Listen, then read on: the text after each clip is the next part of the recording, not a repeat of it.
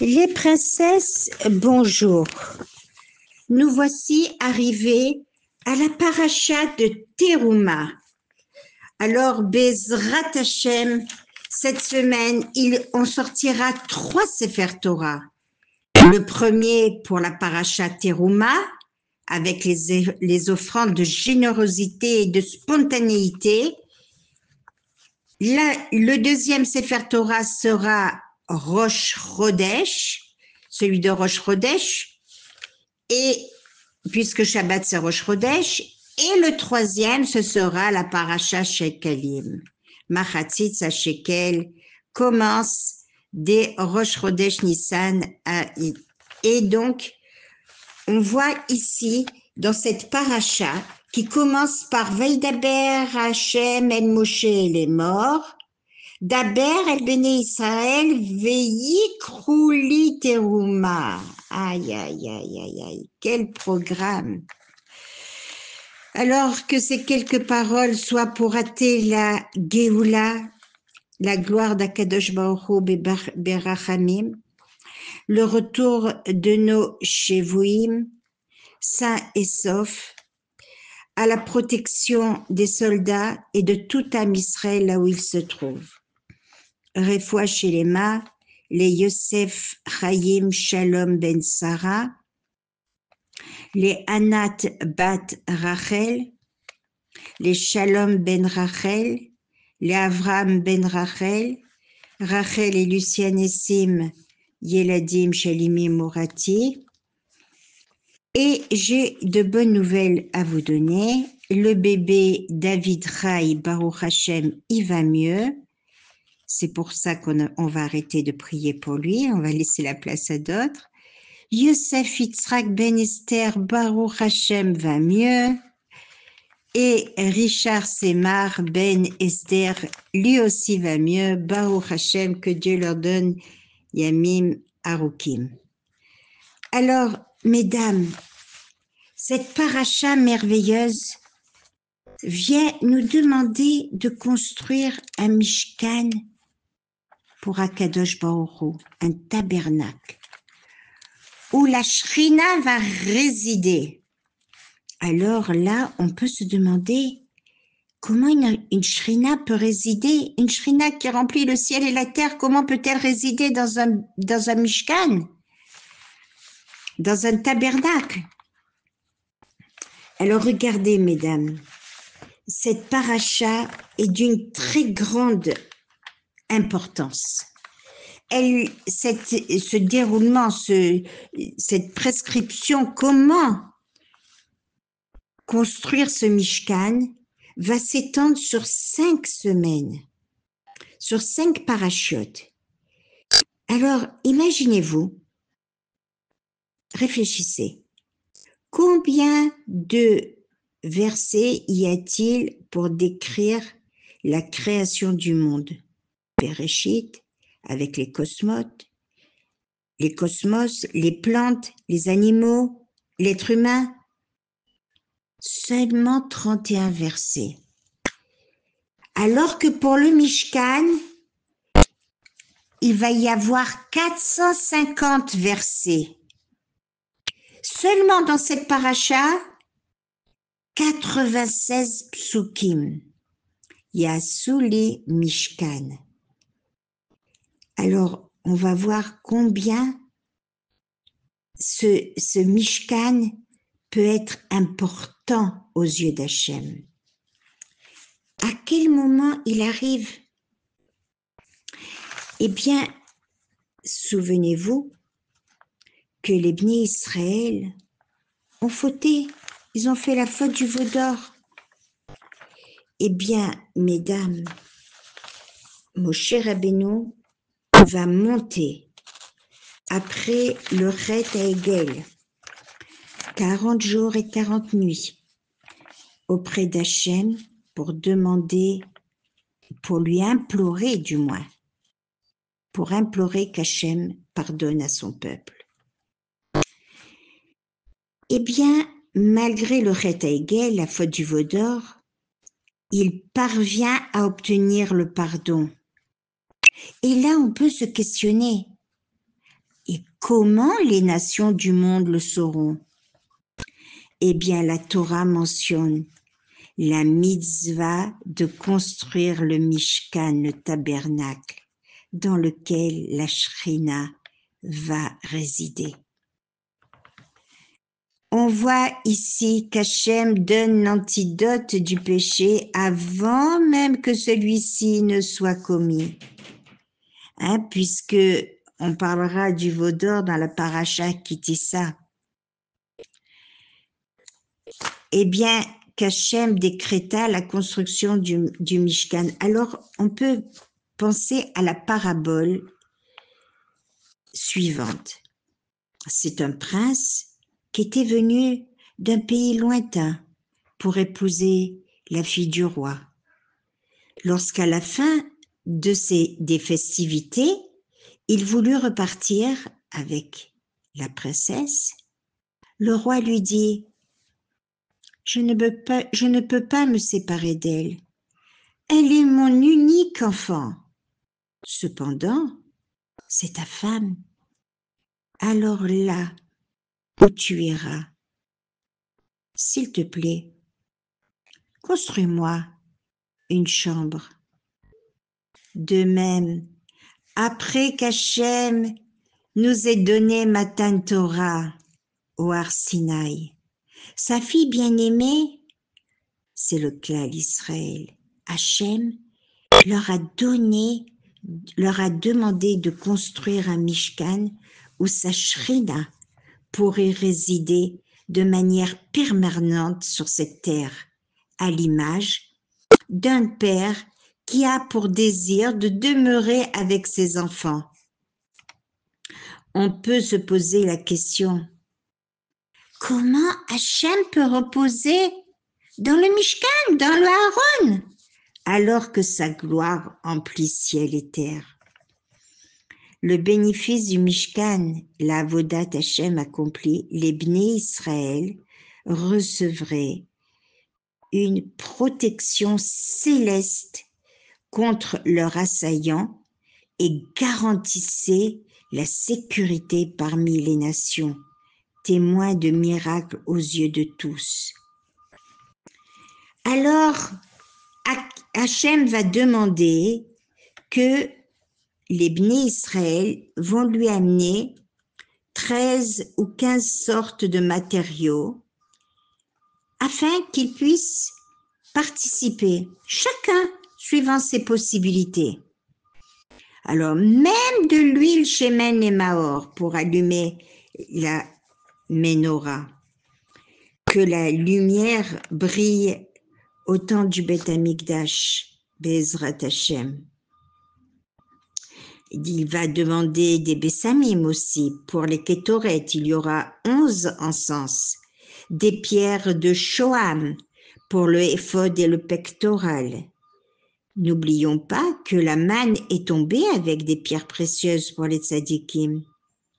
Les chem apanim. Oh, quel miracle se produisait dans le Mishkan.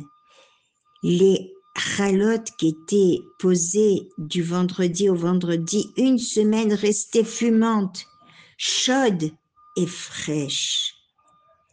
Jamais la pluie n'a éteint le misbéar et jamais un vent ne l'a affecté.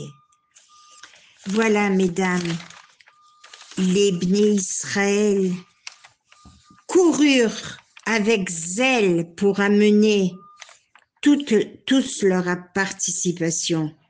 Les Kohanim, eux, se sont manifestés de cette façon. Nous viendrons compléter tout ce qui manque pour le Beth Amikdash. Ils ne pensaient pas que le peuple allait être si généreux. Et après 2 jours, ils se sont aperçus qu'il fallait vite arrêter les donations parce que tout était réuni en grand nombre. Les objets du Beth Amikdash, on voit dans cette paracha, qui ont été cachés lors de la destruction du premier Beth Amikdash, n'ont toujours pas été retrouvés et donc étaient absents dans le Beth Amikdash.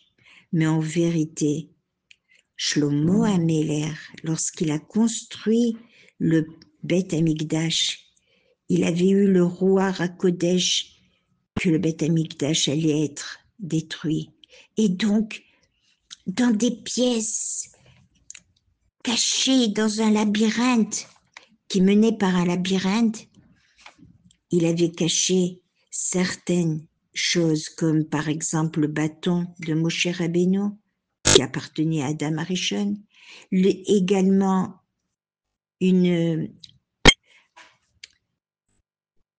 un flacon de Laman. Il y avait aussi le shemen d'onction pour les malachim. Donc, et l'Aaron, on dit d'ailleurs que l'Aaron s'est cachée toute seule, est partie toute seule. Voilà, mesdames, c'est un aperçu vite et bien fait, mais je voudrais vous dire quelque chose sur nos otages. Je remercie la princesse qui m'en a avisé. Un témoignage. Agam Berger était avec Lily Elbag, elle aussi, une fille extraordinaire, une Gibora, qui a trouvé une boîte de thon. Elles étaient affamées. Agam Berger lui dit « Non, c'est du gazelle ». Mais Lily Elbag de lui répondre « Pourquoi eux, ils ne nous ont pas volés à nos familles, à notre pays, à notre vie ?» Regardez jusqu'où allait la grandeur de ces jeunes filles. Regardez la force de Ham Israël. Alors maintenant, je voudrais vous raconter une histoire pour vous montrer, pour vous prouver combien Ham Israël est généreux dans sa tzedaka. Rafi est un jeune étudiant en yeshiva. Nous sommes à quelques jours de Pessah de l'année 2004 et Rafi est en route pour Beth Shemesh à proximité de Yerushalayim.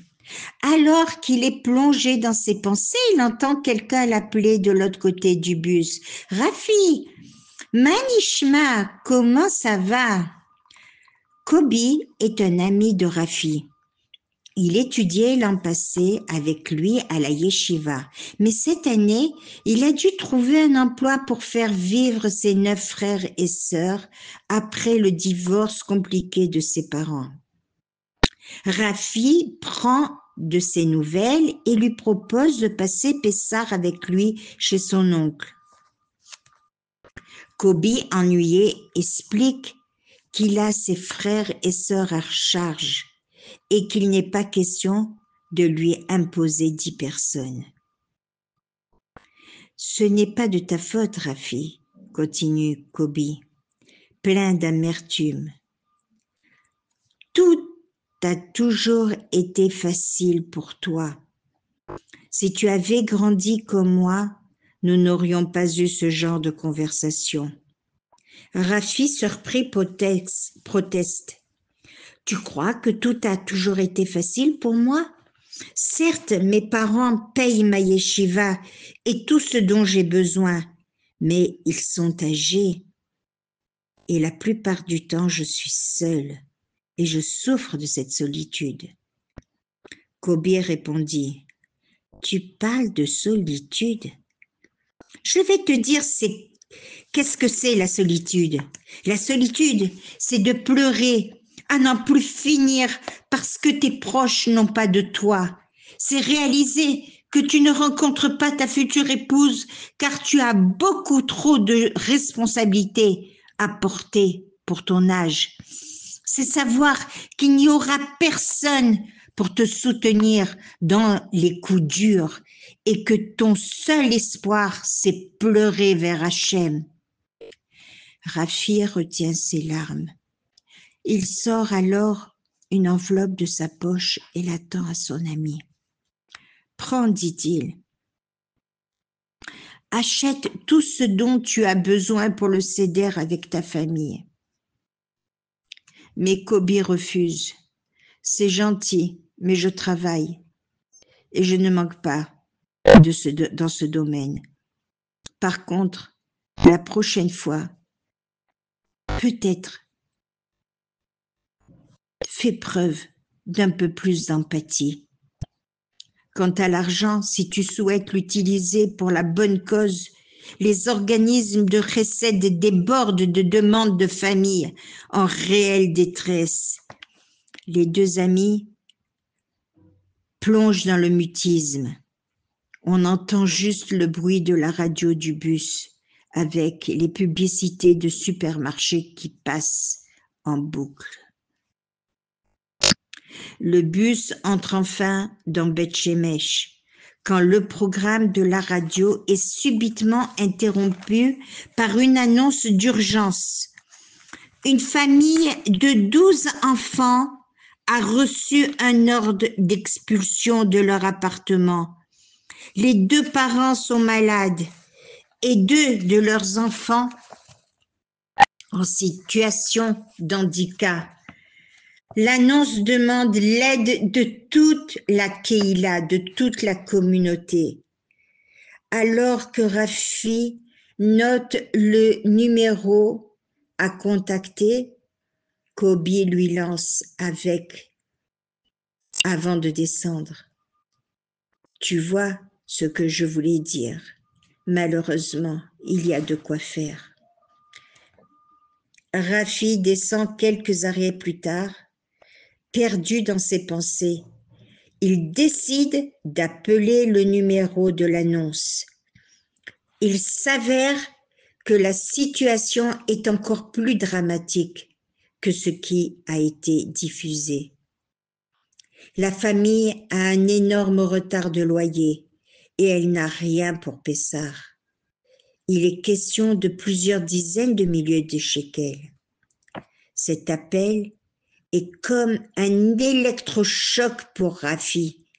Il décide de se lancer corps et âme dans cette mission de sauvetage. Lever les fonds pour cette famille. Rafi passe ses jours et ses nuits suivantes au téléphone, à appeler tous ses contacts et même des personnes qu'il ne connaît pas. Il fait du porte-à-porte, entend parfois des mots durs, mais il tient bon et met toute son énergie dans la mission qu'il s'est fixée. 3 jours avant Pessah, Rafi se rend dans les bureaux de l'organisme de Chesed afin de déposer les fruits de sa collecte. Les responsables sont justement affairés à faire les comptes concernant cette famille. À la vue de la somme apportée par cet inconnu, le Rav de l'organisme, Rav Shapira, lève ses yeux vers Rafi et lui dit « Jeune homme, laisse-moi te dire quelque chose. Quoi que tu aies donné à cette famille, tu l'as réellement fait pour toi. »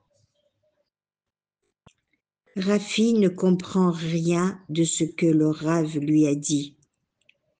Il n'a pas fait cela pour son ego, mais pour ses enfants si affamés. 14 ans ont passé. Nous sommes veille de Pessah, 2018. Rafi est marié et est père de famille. Yafa, son épouse, l'appelle. Rafi, regarde ce qu'il se passe ici. La petite cuisine a l'air d'un champ de bataille. Moshe, leur fils de 10 ans, souffre d'autisme. Il vient de semer une pagaille indicible dans la cuisine. Ils n'ont en effet pas trouvé d'auxiliaire disponible pendant les jours précédant Pessah. On lui a bien proposé une auxiliaire de vie pour les 2 premiers jours de Pessah, mais le prix est exorbitant. 1500 shekels pour 2 jours, soit 400 €. Rafi sait que sa femme en a vraiment besoin. Mais où trouver 1500 shekels? Il doit rembourser la dette qu'il a à l'épicerie et le prêt contracté pour les soins de Moshe. C'est sans parler des achats pour Pessah. Rafi essaie de rester rassurant. Je sors pour faire Arvit. À mon retour, je trouverai, si Dieu veut, une solution. La vie de Rafi a pris une tournure difficile en 10 ans. La longue maladie de son père, le déclin mental de sa mère, leur appartement exigu pour les 7 nefashot, les 7 âmes qu'il compte, etc. Après la prière, il sent une tape sur son épaule. Pourquoi tu fais cette tête, mon ami? De nature réservée, Rafi se surprend à raconter ses difficultés à l'inconnu qui l'a accosté. À la fin de son monologue, l'homme lui demande: « Ne serais-tu pas un certain Raphaël Calfon, l'homme qui a aidé une famille en détresse il y a 14 ans? » « Oui, c'est bien moi. Je suis Rav Shapira, responsable de l'organisme de Chesed. Le monde est comme une roue qui tourne. Parfois, on est tout en haut, parfois en bas. Te souviens-tu de ce que je t'avais dit quand tu es venu me donner l'argent? Je le dis à chaque personne qui vient aider un autre juif. Je t'avais dit que peu importe ce que tu venais de donner, tu l'avais en fait réalisé pour toi. Le Rav met la main dans sa poche et en sort une liasse de billets qu'il tend à Rafi. Tu n'as pas besoin de me rembourser, mon ami. Je te passe le relais. Quand la roue tournera en ta faveur, ce sera ton tour de passer le relais. Chesed Ibané. Très bonne journée les princesses et Rosh Chodesh Tov.